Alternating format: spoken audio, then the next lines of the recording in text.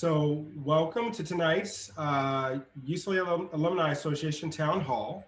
I am excited to join you all. I am D'Artagnan Scorza, the current Alumni Association president, and we have an exciting guest with us tonight. We have none other than Chancellor Gene Block himself joining us for tonight's town hall with our UCLA community and with many of you. You know, I have had the pleasure of knowing the Chancellor since I was since I had actually returned from the military back to UCLA as an undergrad, and then eventually went to grad school. Chancellor Block, coming here in 2007, really helped to set the university on the pathway that we're on now, right? To becoming the number one public university in the nation. I wanted to invite the Chancellor tonight to share a bit about some of the challenges and opportunities that we're facing here at UCLA, as well as the ways in which we can live up to our promise to support all of our Bruins, current and future, as well as our alums. And so the Chancellor had the opportunity to join us at our board meeting this year in September, and we really appreciated him joining us, and we wanted to share what he shared with us to all of you. And so Chancellor Block, welcome to tonight's UCLA Alumni Association Town Hall. Thank you very much, D'Artagnan. It's always good to see you. And as you mentioned, I've seen you for over many years, and I've seen you through many degrees. So we're very proud of all that you've accomplished, and we're really so gratified that you've come back to help lead the institution as well. So that is great news for us, and we appreciate everything you're doing. Thank you so much for that, Chancellor. And I think our folk are here and they'd like to get right into it. So tonight we're going to start off by talking about some of the challenges and opportunities that are facing the university. Can you share a bit with us about what's ahead for us?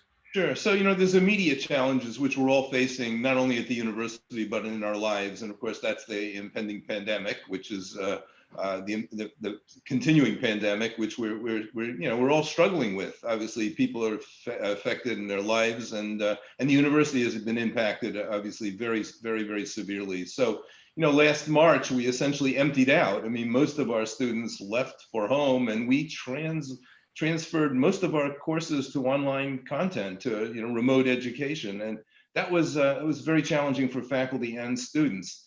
That has remained, a great challenge to deliver a high quality education in a different format, and challenging for students who are in very different circumstances. Some students are in their own rooms and have a great opportunity for a wonderful Zoom experience, and other students are really struggling sometimes in their cars, literally listening to lectures. So it has been a challenge. So that's one challenge, obviously, that we're dealing with. And of course, the civil issues, the civil unrest that's occurred in the country, that's reminded us of the inequalities that have yet to be solved, is another area that is, of course, impacting our campus. And the long-term financial impact of the pandemic and the downturn in the economy is something we're struggling with. So those are all challenges in front of us that are daunting, but there's also great optimism. And the optimism ranges from Andrea Ghez winning a Nobel Prize a few weeks ago, which is just extraordinary, which demonstrates the high quality of scholarship going on at the university. And we're so proud of her. She's a great human being as well as a great scientist. But it says a lot about our faculty, it says a lot about our students. You mentioned #1 public university. There are many ratings, but we love this one, and we're very proud of it, and well-deserved. I think we offer a great education to a large number of students, so that's very encouraging. We had. I'm just going to go ahead and change my virtual background there to lift it up, James. Just so. There you go. And we have. We have some real opportunities. We have had record numbers of students applying for UCLA for admission as undergraduates, and therefore our classes get they get more diverse, they get more interesting in every way, better qualified. So the trajectory for UCLA is all very positive. So we have to overcome the challenges, but the opportunities are all there to do great things, both in education and obviously in scholarship. Thank you so much for that. We really appreciate, again, your leadership and time helping to steward the university through the waters we're currently in. One of the questions that's just come in from the audience is really centered on what keeps you up at night. Can you share a bit about, what, you think we may face that may be a challenge to us in the future? I think the long-term challenge, D'Artagnan, is probably going to be financial that keeps me up the most. And that's because, as you know, tuition has gotten quite expensive for students. And although I expect there'll be modest increases in tuition over time, education has gotten expensive. So there isn't much flexibility there in terms of our more revenue. And if you look at the state support for public higher education in the United States, and specifically in California, it has either increased modestly over the last few years, but very, very slowly, and costs have increased quite dramatically. So I worry about the long-term sort of financial health of our institution. Now, our alumni and other generous individuals have helped tremendously with a very, very successful centennial campaign that was just completed. And that helps. That helps fill in to do great things, not just fill in, but to do great things at this university we couldn't do. But we do need either more revenue coming in from either state support, or we have to find other revenue sources. So I think that's the long-term challenge. We really want to provide the best possible education, and I think it should be as good as any private university. It has to be stellar institution. When you go to a public institution, you've got to get everything you get out of a private institution in terms of the quality of your educational experience. And funding that is going to be a challenge in the future. And we're going to have to be creative about the way we do that. We're going to have to operate more efficiently on campus. We are constraining budgets right now to be able to live within our means, but we'll also have to be creative in finding new revenue sources. Thank you so much. So if you're just joining us, I'd like to welcome you to our UCLA Alumni Association Town Hall. I am D'Artagnan Scorza. I'm the president of the Alumni Association. I'm happy to be here with each of you. Also in our town hall tonight is Chancellor Gene Block, who is talking to us about the direction the university is headed in, and also some of the exciting initiatives that will be coming up pretty soon. So Chancellor, you had the opportunity, and we had the pleasure of having you join us at our September board meeting. And at that meeting, you talked about, you called it the lifetime warranty. We've sort of repurposed and called it the Bruin Promise, right? Can you talk about your vision for this promise that UCLA is making to our alumni community and to all of our current students? Yeah, thank you. So this actually emerged from an idea that came up several years ago. I realized I was looking at some data that many individuals will change their careers, I don't know, an average of 4 or 5 times, literally change careers over their lifetime. And that the education you receive in the 4 or 6 or 8 years you're at UCLA serves you as a good launching pad, but doesn't really provide all the ongoing tools you're going to need to be successful throughout your life. So I thought, it would be interesting if we could actually assure that all of our students, after they graduate, will maintain sort of a connection with UCLA that would allow them to get all the sort of education and tools they need to be successful throughout their lives. So I kept on thinking about a lifetime warranty that when you come to UCLA, not only do you get a great education at #1 public university, but you get a lifetime warranty that you stay close to us and we'll stay close to you, and we'll make certain that you get all the continuing education that you need. So that I thought was an interesting pitch. And then how do we deliver? Well, the first thing we did was we made certain that every graduate becomes a member of the Alumni Association, because part of that connectivity with us is being a member of the Alumni Association and staying close to us. And we've done that. And that was something we did several years ago.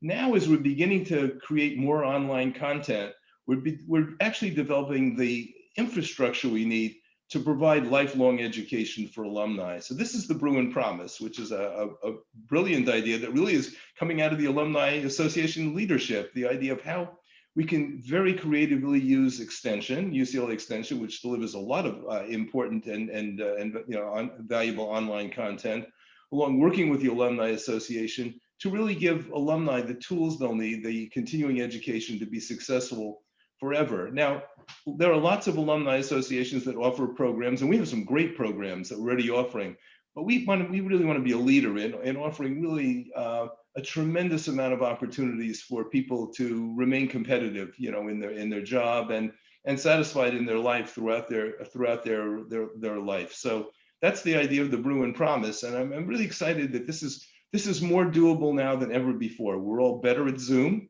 We have more content. We've created enormous amounts of content.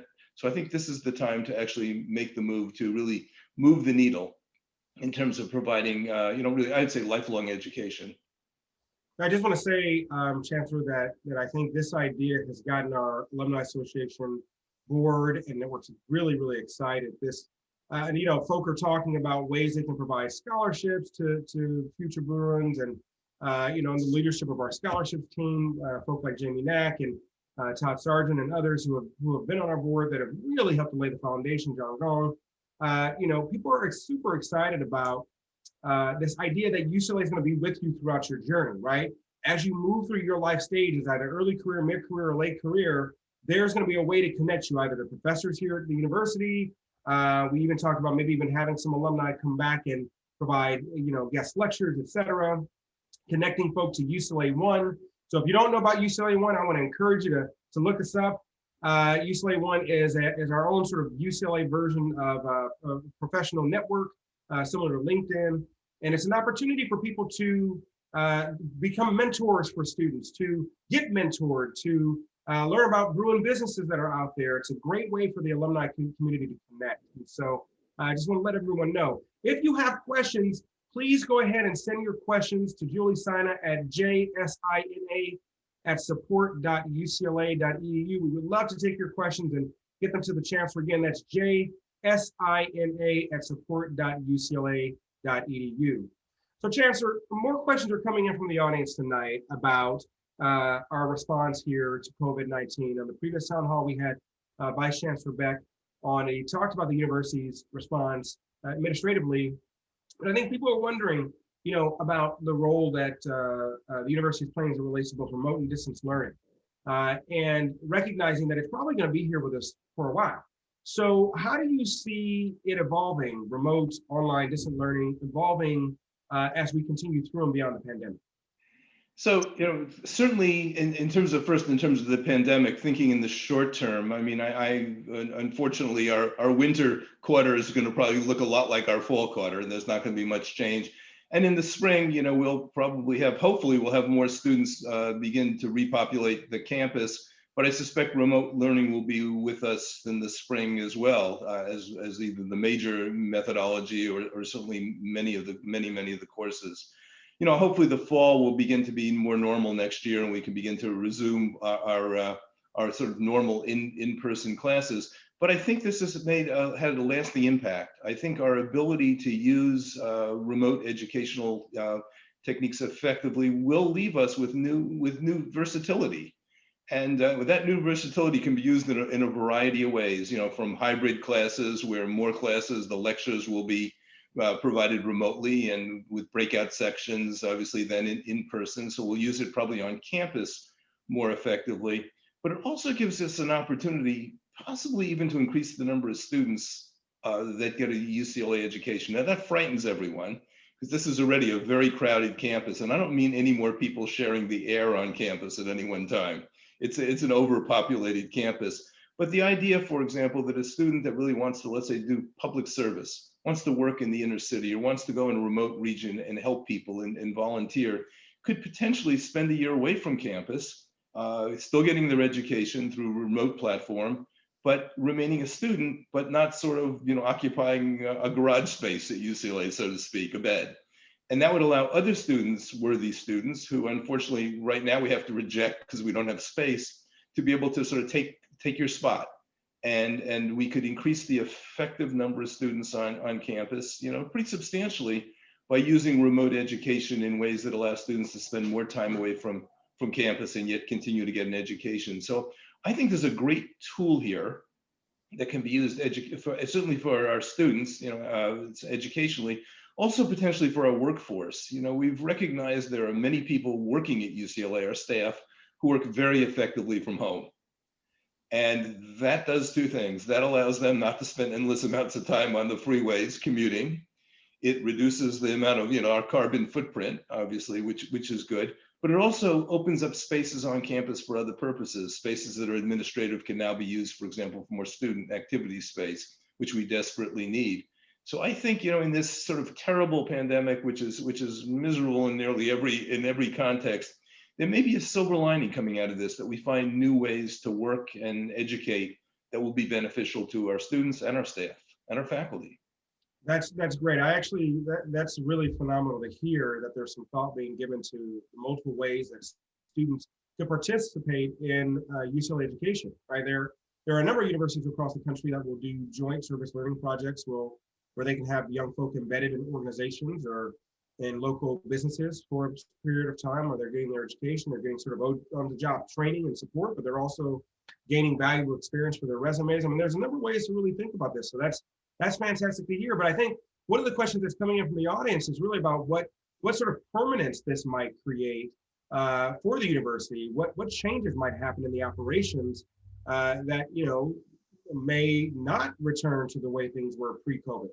Yeah, so, as I said, I think one thing, it's quite possible that a fraction and even a reasonable fraction of our workforce will continue to work at least part-time from home, so that we won't have, I could easily imagine more of a Google situation in the office where you share a desk because you're only there 2 days a week and you don't require your own space, so that we can become more efficient in terms of space, but improve the quality of life for our employees. So I think that's potentially one long-lasting impact, and I think that probably will happen increasingly for more staff as we find ways for staff to work more effectively without commuting.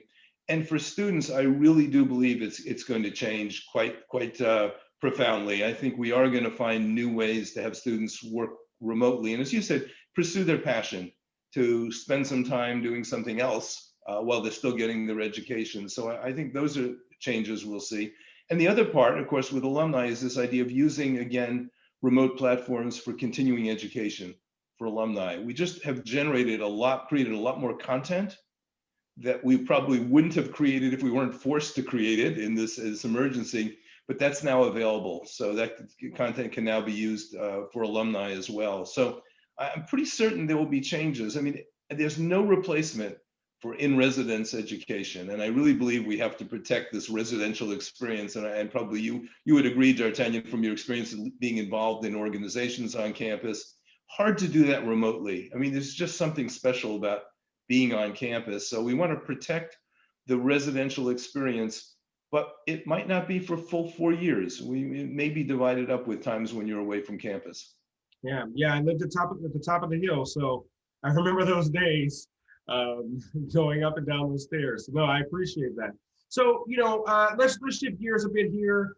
Before we do that, I just want to remind you and welcome you all to tonight's town hall. For those of you that have just joined, I'm D'Artagnan Scorza, your Alumni Association president, and our special guest tonight is Chancellor Gene Block. He's answering and taking your questions, and we're grateful to have him on tonight's program. If you have any questions that you'd like to get to us, please send them to Julie Sina at jsina@support.ucla.edu. Again, that's jsina@support.ucla.edu. So Chancellor, and by the way, folks, stay tuned because we have another special guest that's coming tonight. So don't leave us.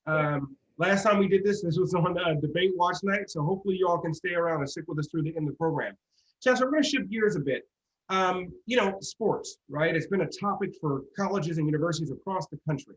We just had our game on Saturday versus Colorado. And obviously, folk have talked about the NBA being in the bubble and the need to maintain safety with our sports teams. Can you talk about the impact that the loss of sort of sports revenue has had on the university, and or what might happen to our sports efforts in general? So this has been an extraordinary year, obviously, for athletics. And as you know, we're trying to cobble together some type of season. Our student athletes were very clear that they felt if they could safely come back and compete, they wanted to compete. And I even had a chance to talk with some of our football players, and I wanted to make sure that this was their wish before we allowed them to do this. So, but nonetheless, I mean, the whole fall season has really been obviously disappointing because many teams have not been able to compete.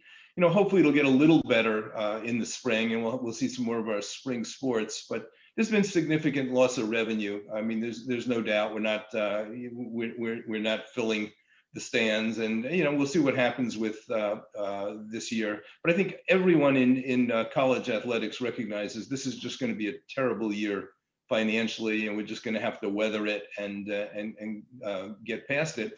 I think overall there's long-term challenges with financing athletics. I think every institution is facing that. As I think some of you read, Stanford decided to drop a number of teams, which was quite dramatic for a university that's pretty well funded overall, quite well endowed.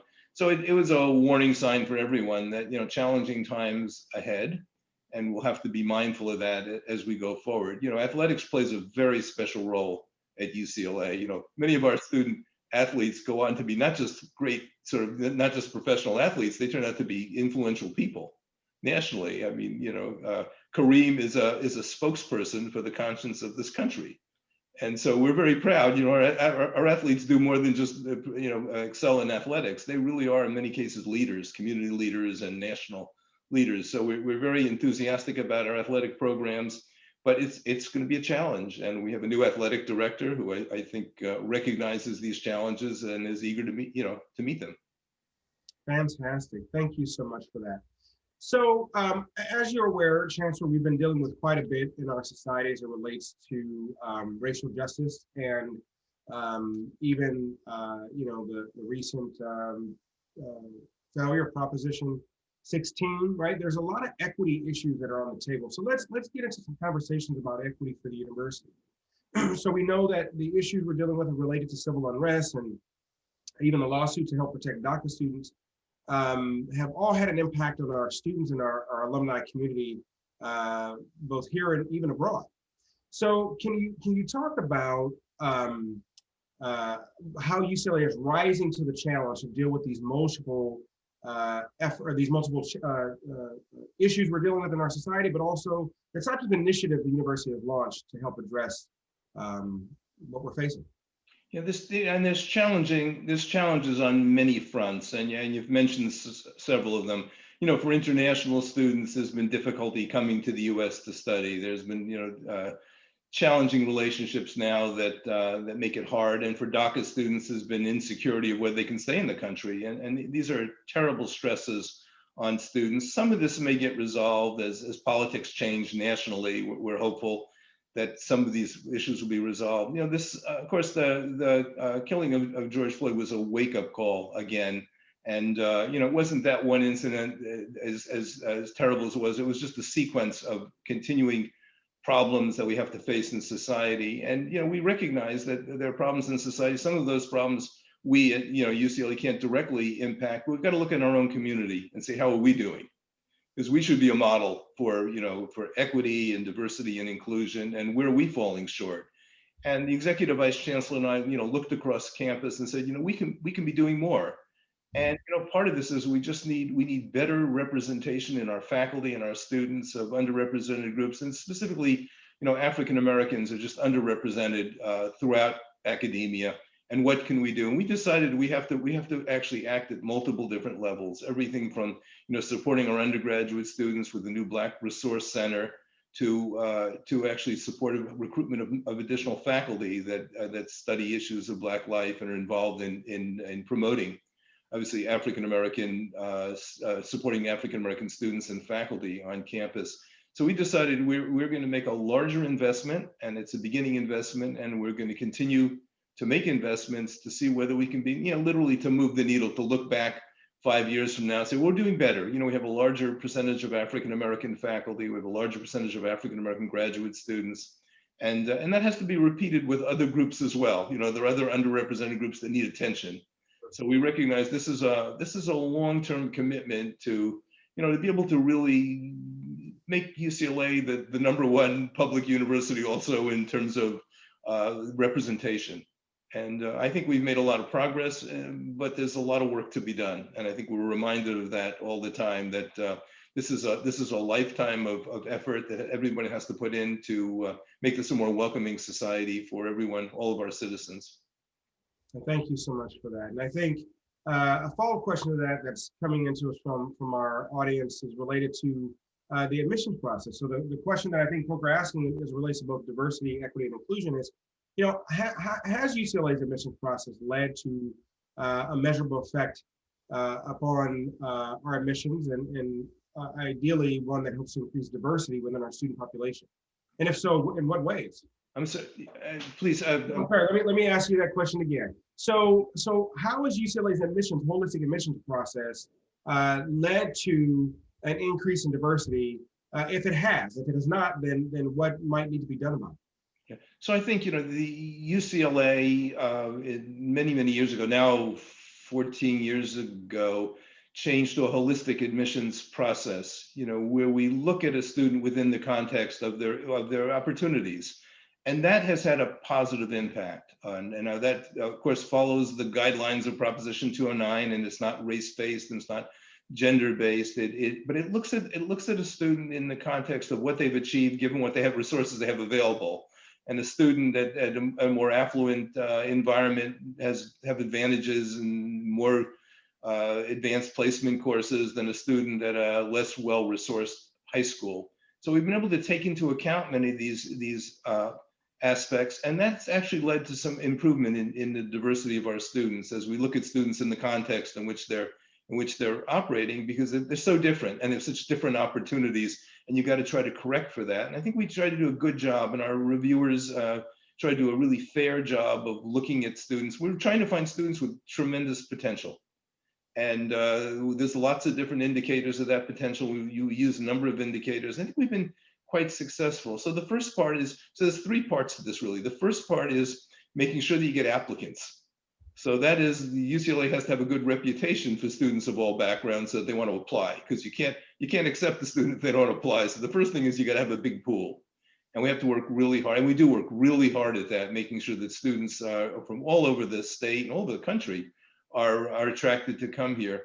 Then you have to have an application process that can really fairly detect students that have great promise, that are really outstanding individuals that are going to be leaders. And so you have to have a very a highly tuned admissions process. And then you have yield. And I know probably you were involved in that probably when you were a student. The students that are here have to convince students who've been accepted that this is a good place to go to school. So that's climate. You have to have a climate where all students are going to be comfortable, and you have to convince their parents and their caregivers that it's going to be a comfortable environment. So there's a number of steps to improving the diversity of your campus in terms of students, and they're all important. They're all important. You can't improve diversity if you don't have students applying from diverse groups.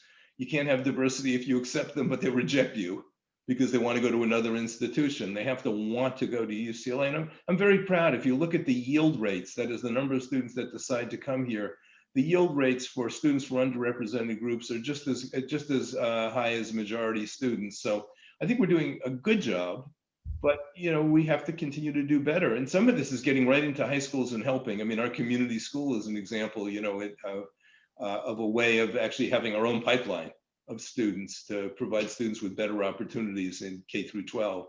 So it's a process. I think we're making progress, but this is something you have to be mindful of continually, and continue finding new strategies for increasing the numbers of diverse students from diverse backgrounds. Fantastic. Thank you so much for that, Chancellor. So again, folks, if you're joining us, I am D'Artagnan Scorza, your UCLA Alumni Association president, and our special guest tonight is Chancellor Gene Block. He's been answering and taking some amazing questions from many of you out there in the audience. If you'd like to submit your question, please send it to Julie Sina at jsina@support.ucla.edu. Again, that's jsina@support.ucla.edu. And be sure to stand by for our special guest who will be joining us shortly. We want to make sure that you have access to the university, that you get to hear from our campus leadership and ask the questions that have been on your mind. And so we want to thank you again tonight for making time and being here with us. I want to thank you again, Chancellor, for joining us. Now, there's some folk out in the community outside of UCLA who depend upon UCLA, both economically, but also depend upon, the connections they have to university, specifically folk in Westwood Village. And so, it's our community. For those of you who are not aware, it's a community just outside of the campus where often students will go down there and purchase food and shop and, spend time. Folk in the village are wondering about how the university can help support the economic activity and commercial activity as it returns from the pandemic. And so, given the devastation that's happened in a number of communities around our country and around the world, What is UCLA's commitment to supporting Westwood Village, or how can UCLA be supportive of Westwood Village?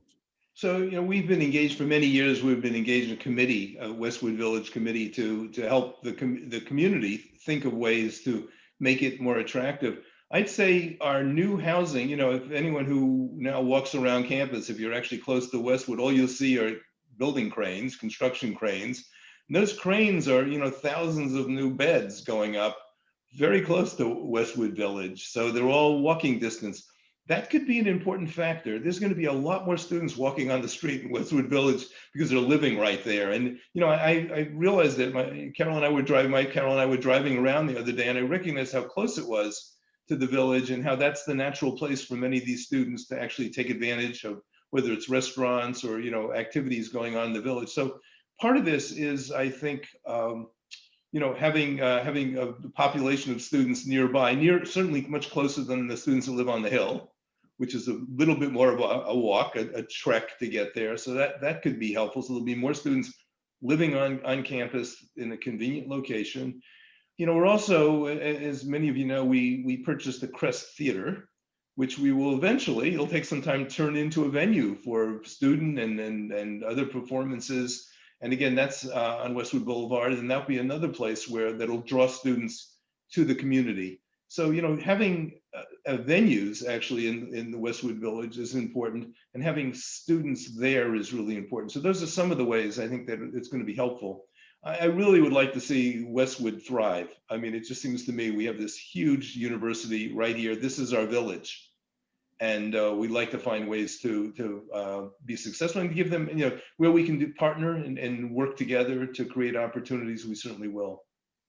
Awesome. Staying for a while on the economic development and or economic impact theme here, there are some of our alums that have lost their jobs, right? And as a result of this pandemic, and I know we've been talking about the Bruin Promise, but one of the questions that folk are asking is, how can UCLA even help alums that may have lost their job during the pandemic? And I'll be able to provide some context about UCLA One here, but what would you imagine the university could do to live up to that promise that we'd like to make to you? Yeah, so one of the challenges here, of course, that, in better times, of course, we're hiring, and we have opportunities right here for people that live in the community to work. Unfortunately, we also, because of the financial situation, are in a position where we're really not doing very much hiring. So we can't help directly in that way. I'd say I'd look again to, again, developing our Bruin Promise, developing opportunities for additional. I'd say that's probably the best way a university can help, is by providing courseware, that will be helpful in making an individual more attractive. But it is a very challenging situation, I recognize, for people right now, because many businesses are closed or performing at really at a low level now because of restrictions. So it is hard. I'd say again, we're fundamentally an educational institution, and we have to constantly be thinking about ways that we can provide educational opportunities for alumni. And that's why I'm so excited about expanding the amount of the available opportunities through the Bruin Promise. Fantastic. So, Chancellor, I think folk are wondering about, I know the university has really transitioned as a result of COVID-19. And now folk are really asking questions about the impact it's having on students and faculty, both student life, but also faculty. And a question that one of our audience members has asked is, what are you hearing about the impact of the campus closure, specifically the physical closure of the campus, on students and student life? Are you hearing about how they're what are you hearing about how they're coping with it, how they're dealing with it? What type of feedback are you receiving? So what we're hearing, and I'm hearing this from a number of different individuals, and even talking to students. Mental health issues are a challenge for students, and students signed up to be on campus for 4 years or 2 years if they're transfer students, and this is frustrating to them. They're not where they want to be. They want to be on campus. It's a tough learning methodology when that's all you do, when you just sit in front of a screen all day and take classes. There's nothing easy about that. That's quite challenging. So it is hard. I know that we're offering, we offer counseling, remote counseling, and I know we're trying to meet the needs the best we can.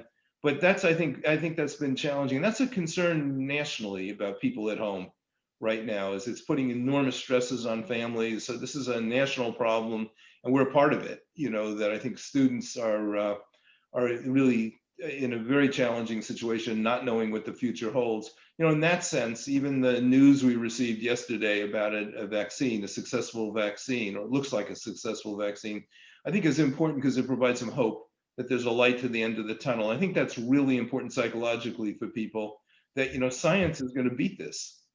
And I've always been confident that science was going to beat it. I just didn't know how fast. But this is stuff we know about. I mean, we know how to deal. We know how to deal with viruses, and it takes some time to figure out the right vaccine. But this has been quite remarkable, and I think important. So hopefully, for people that are really beginning to despair, I think the students should realize that this isn't going to be like this forever. And I have real confidence that by next fall, things will begin really returning back to normal. That's assuming we can get, this particular vaccine and other vaccines that are right behind it are successful, and that we can deliver the number of doses that need to be delivered over the next, 4 to 5 months. That's helpful, and I think that really helps to answer a second question that came in, which is, when might the campus reopen? If we're going to stay physically closed through winter, do you anticipate any hybrid models or other strategies, outdoor classes, potentially for students? So, we're restricted by county. The county health department has fairly strict guidelines now on what we can do on campus, and they are quite restrictive at this point. The hope is that as the pandemic hopefully will subside in LA, it's not right now, as you know, this is really a time when there's increasing infections in our community. But as this wave subsides, we hope that and when testing improves, which is happening steadily on campus, that the county will feel comfortable allowing us to open up more of our living units and begin to have more in-person classes. And then we can start becoming creative. Once we can use the campus, we can talk about having outside venues, and we will do everything we can to get students on campus. None of us like walking around a campus that seems like a ghost town. It's not where we want to be. We really want to have students on campus. We want to have students living here. And so I think by the fall, it's going to, my hope is it's going to look pretty close to normal by the fall, if we're lucky. But certainly the spring is going to be hybrid. I mean, if we have some students living on more students living on campus, they'll probably almost certainly be taking their classes remotely. Fantastic. And on the other hand, we have faculty members who are now having to teach remotely, right? So I think one of the questions that folk are asking is, what are you hearing from faculty, and how are they handling all of this? And especially for classes that require in-person activities like chemistry or other sort of, lab experiments. So how are faculty managing through all this, and what are you hearing from the teaching staff? So we've heard it's hard. We certainly have heard from many faculty it's hard. It's interesting. I was thinking maybe we have a whole bunch of retirements that people would just say, I can't deal with this, and leave us in a lurch, sort of just frustration. But the loyalty is amazing. I mean, the faculty, and many faculty are not digital natives. I mean, this is really hard for them to switch to remote platforms. They've muddled through it in some cases where they're really unfamiliar with it. Others are really good at this. And there's whole new techniques being developed for reaching students remotely that are really interesting. And there's going to be there's a lot of creativity going on. I think it's been hard for faculty, maybe in some sense, I don't know if harder than students. It's very difficult for students, but for faculty, the technology may be less familiar than for a lot of the students. So it's even been a steeper learning curve in the sense of using the technology effectively.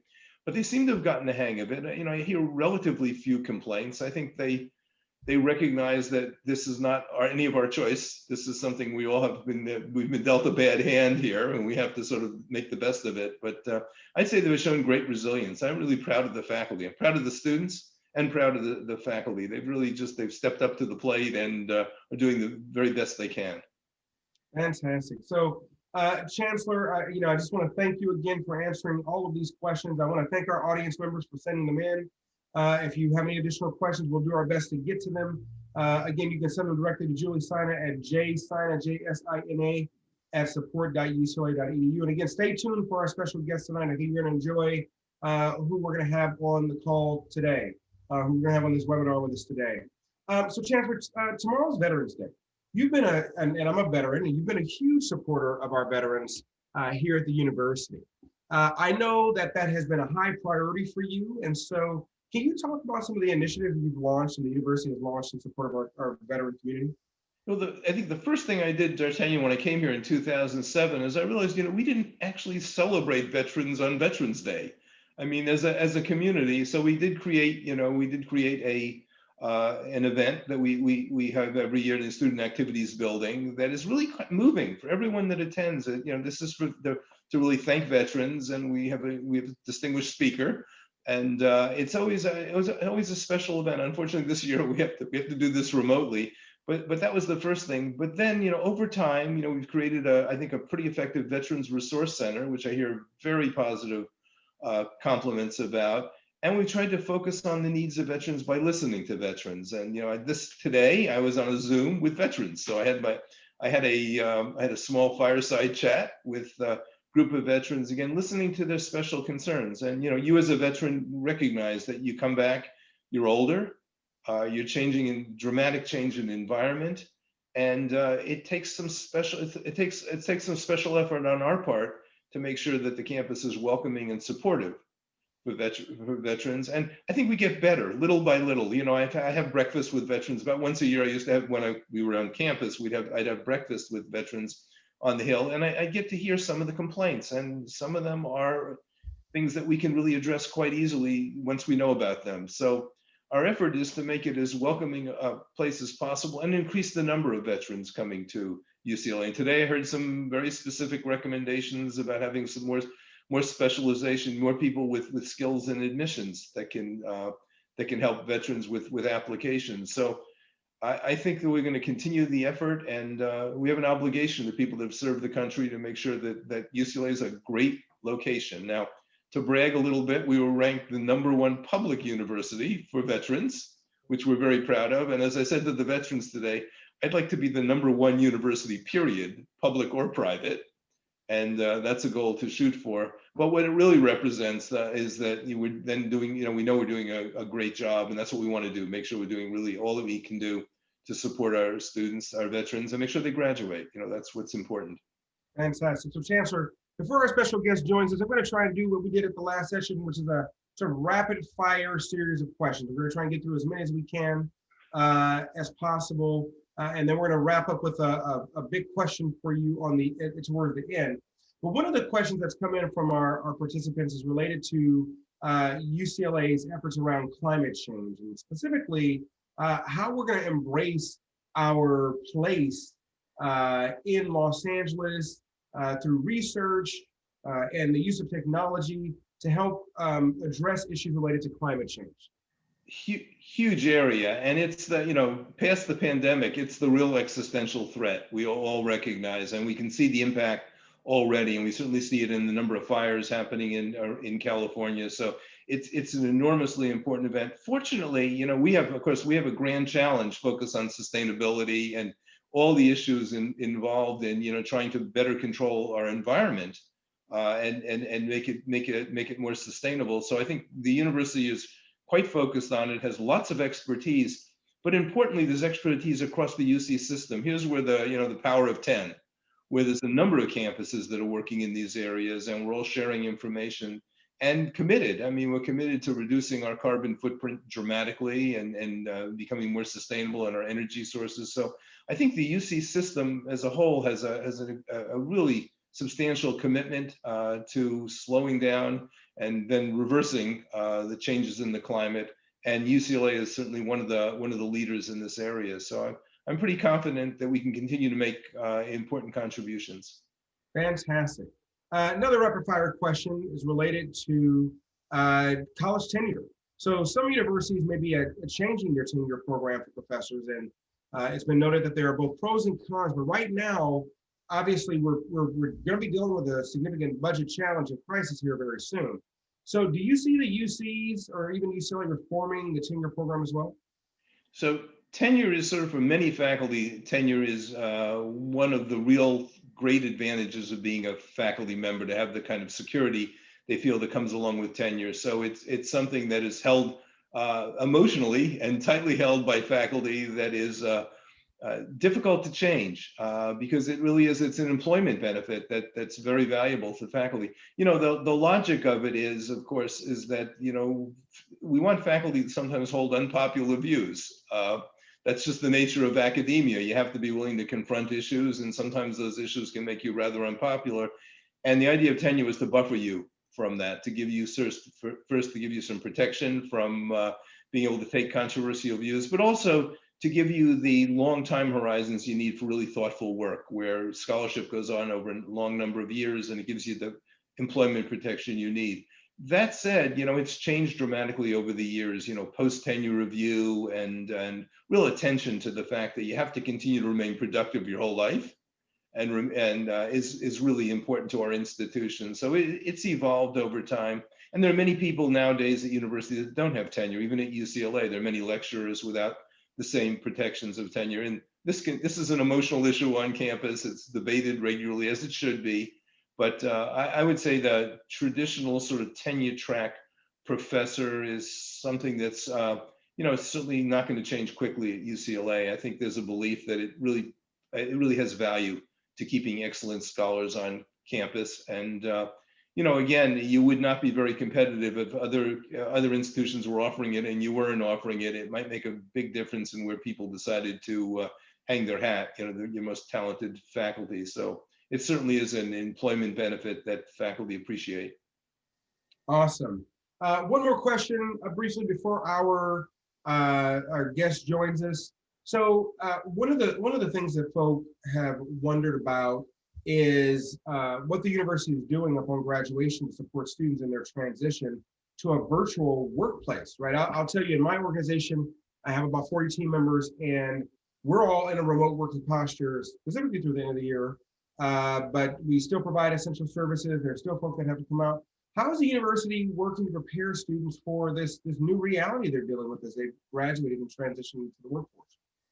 So that's when you have me stumped, because I haven't checked with like our career center whether there's actually new programs that are being developed. If I had to bet, I bet there are some new programs being developed. There are. I'm sorry, that was an audience question, but our UCLA Alumni Association has been doing quite a bit, by the way, in support of virtual programming. We have UCLA One, and I think all the offerings that have been made available recently. So those are things we're doing, and we'll have to do more. I mean, clearly, because even after the pandemic, as we're saying, there's going to be changes in the way people work, and we have to better prepare students to meet really a different work environment than perhaps before the pandemic. Fantastic. Well, folks, I told you we're going to have a special guest tonight, and I want to thank you all so much for joining us. Stay here because we'll have our new guest join us now at this time. We'd like to welcome, as she comes in, Naomi Riley, who is our current USAC student body president.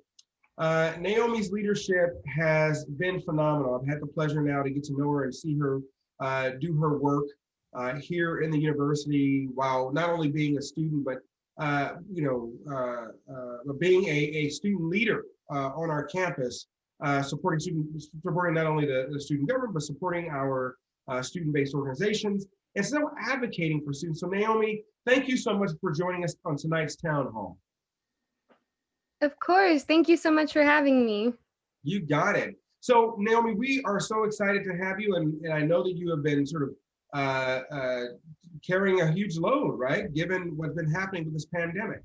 So can you talk to us a bit about some of the work that you're doing on behalf of students here in the university, and some of the ways in which you're meeting the needs of our current student population? Yeah, so I guess I should mention that I was in student government the year before. I was the Academic Affairs Commissioner for USAC, so I had already been doing a lot of work within student government around education inequities. We had advocated against the SAT, which is now also being removed. We had advocated for textbook affordability and a bunch of other issues. And obviously this year really changed. I think COVID really took us all for a spin, and it's something that has become a really large priority this year for USAC. You know, thankfully, thanks to the administration, myself and a few other students have a seat at the table to advocate on behalf of students within the Response and Recovery Task Force and the many task force or subcommittees that have fallen under that larger task force. So we do a lot of advocating in that regard.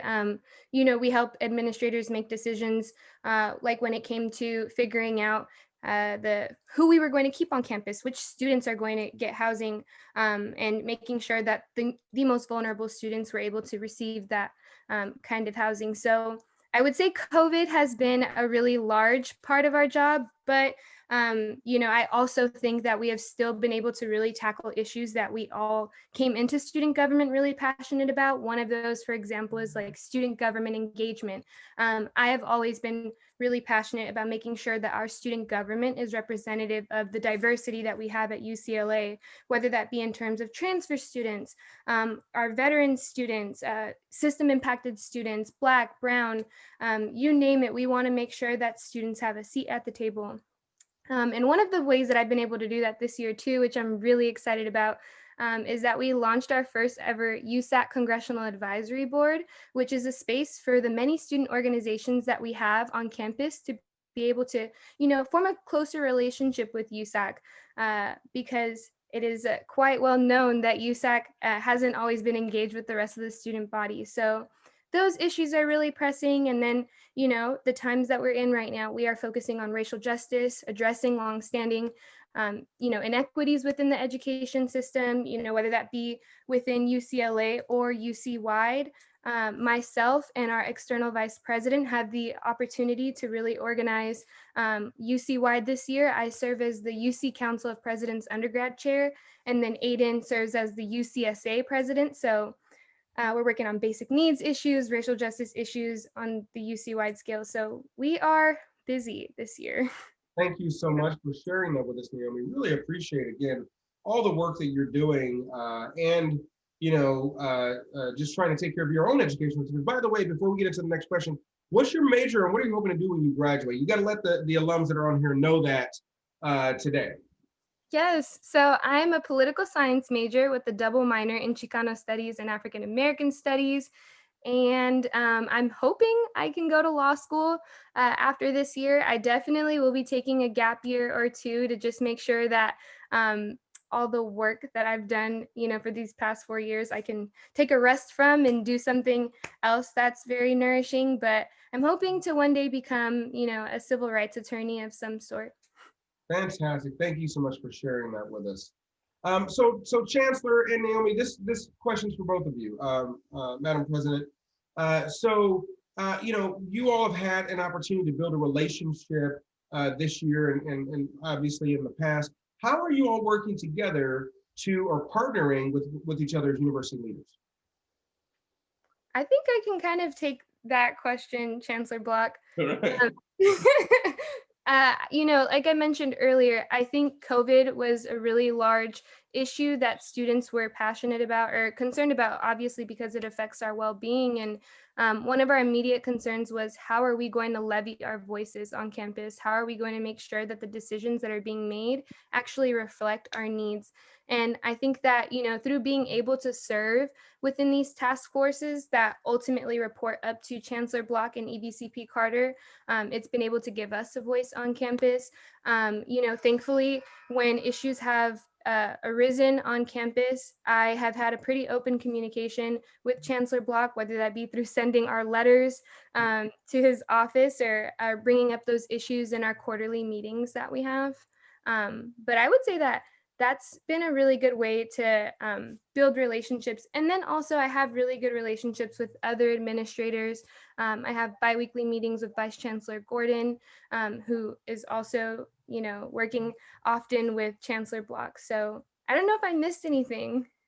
It's pretty complete, Naomi. So Naomi's been wonderful to work with, and you know, we really have had a history of, I think, great leadership that we've had a good relationship with. But Naomi's been particularly active at a particularly challenging time. I mean, these are not normal times, and she's brought great insight and you know, thoughtfulness to this what is a difficult situation right now. So we appreciate it, and And as she said, I have to give a shout out to Vice Chancellor, Gordon, who represents our intermediary and who I hear from regularly, and Naomi speaks with regularly, and he provides a really good pathway between us, even when we're not talking directly to one another. So it's been, I think, a really effective relationship. I think it's a great model for the kind of shared governance that should really permeate an institution like this. Yeah, I want to thank you all so much for that. I just want to remind folks that Vice Chancellor Monroe Gordon is the Vice Chancellor of Student Affairs. And I've actually known him personally for a decade, a little bit over a decade at this point. We both had the pleasure of traveling to represent the UC system overseas. And so he's been a phenomenal leader in the university. I really want to lift him up. So Chancellor, before I give you the final word, I just want to remind folks and let you all know that in our December town hall, we're going to have our guest is going to be UCLA Athletic Director Martin Jarman. And we are going to send you the dates and the invitation details within a week or so. So be sure to spread the word and be able to talk to Martin about our athletics programs and get his feedback. I know we have a lot of committed Bruin fans that are out there, and you'll certainly want to hear what he has to say. He's a phenomenal leader. He is well respected, and I know the Chancellor was certainly happy to bring him on board. So just want to let you all know that our December guest is UCLA Athletic Director Martin Jarman, and he'll be joining us then. So Chancellor, as we prepare to wrap up, we have about 2 minutes or so. And as you reflect on your career in higher education, what do you see in UCLA's future in the next 5 to 10 years from today? So, 5 or 10 years is challenging to predict right now, of course, but I'm totally optimistic. And I see a number of initiatives that are going on right now on campus that are being planned, new programs, new degree programs that we're talking about, and new initiatives, new research initiatives that are going to make a huge difference for society. So I think UCLA is going to remain an extremely prominent university with first-rate research programs and first-rate students. The challenge will be, as we discussed today, is we're going to have to continue working on the diversity of our student body and of our faculty, and begin to look more, we have to work towards being more representative of California. And so this challenge is ahead of us, but I think we can do this, and I think we can do it effectively and remain the great institution we are, and even go to further higher heights in what we achieve. So I'm very optimistic, and I'm looking forward to being back on campus, with students and faculty. Thank you. Yeah, Bruins are optimists. I just want to say that as UCLA, for our alumni community and all of our Bruin watchers tonight, that UCLA has just completed its celebration of the first 100 years. And we're headed into our fourth consecutive year being the #1 public university. We really want to thank you, Chancellor Block, for your leadership, for all of the hard work that you've done to help UCLA continue to move forward and make progress for our community, for Los Angeles, for the nation, for the world, right? We are leading the way and serving as a shining light in the areas of research, teaching and service. And so we want to thank you for your leadership. And I want to thank all of you for joining us tonight. It's been such a pleasure to have you all on this UCLA Alumni Town Hall. I am D'Artagnan Scorza, your Alumni Association President. I want to thank our special guest, USAC President, Undergraduate Student Association President, Naomi Riley, for joining us tonight. I want to thank you, Chancellor Block, for all the great work you've done.